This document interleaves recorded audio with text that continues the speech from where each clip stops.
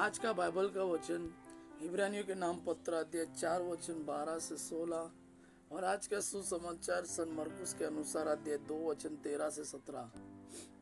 इब्रानियों के नाम पत्र अध्याय 4 वचन 12 से 16।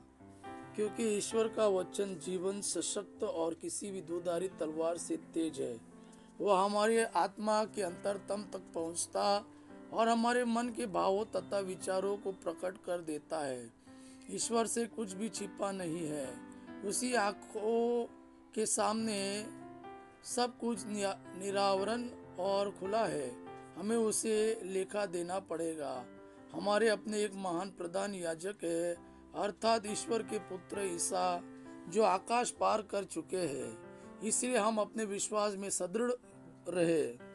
हमारे प्रधान याजक हमारी दुर्बलताओं में हमसे सहानुभूति रख सकते हैं, क्योंकि पाप के अतिरिक्त अन्य सभी बातों में उनकी परीक्षा हमारी ही तरह ली गई है।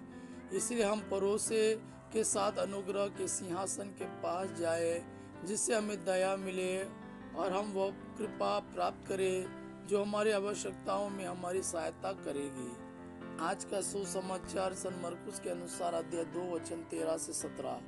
ईसा फिर निकलकर समुद्र के तट गए।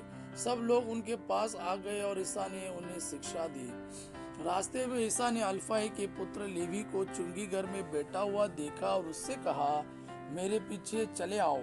और वह उठकर उनके पीछे हो लिया। एक दिन ईसा अपने शिष्यों के साथ लेवी के घर भोजन पर बैठे। बहुत से नाकेदार और पापी उनके साथ भोजन कर रहे थे, क्योंकि वे बड़ी संख्या में ईसा के अनुयायी बन गए थे। जब फरीसी दल के शास्त्रियों ने देखा कि ईसा पापी और नाकेदारों के साथ भोजन कर रहे हैं, तो उन्होंने उनके विषय में से कहा, तो उन्होंने उनके शिष्यों से कहा, वे नाकेदारों और पापियों के साथ क्यों भोजन करते हैं? ईसा ने यह सुनकर उनसे कहा, निरोगियों को नहीं, रोगियों को वैद्य की जरूरत होती है। मैं धर्मियों को नहीं, पापियों को बुलाने आया हूँ। यह प्रभु का वाणी है। प्रभु को धन्यवाद। आपा पिता की महिमा, पुत्र यीशु का प्रेम आप पर सदा सर्वदा बना रहे। आमीन।